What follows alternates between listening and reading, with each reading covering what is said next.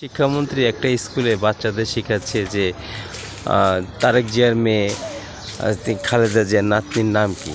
তো এইটা নিয়ে মানে এমন তোলপাড়, মানুষ জনগণ যা পারে ফেসবুকটার ভিতরে মানে এটা খুললেই, কিরে ভাই আপনাদের এত সমস্যা কিসের? এটা তো সমস্যা হওয়ার কথা, হিংসা হওয়ার কথা কোকর মেয়েদের।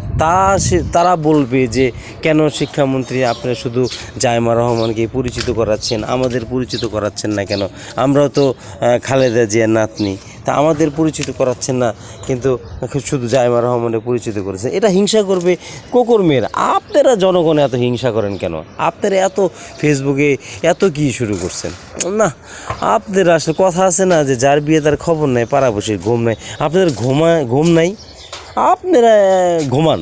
এইটা কোকর মেয়েরা বুঝবে। কোকর মেয়েরা প্রতিবাদ শুরু করলে ঠিক হয়ে যাবে।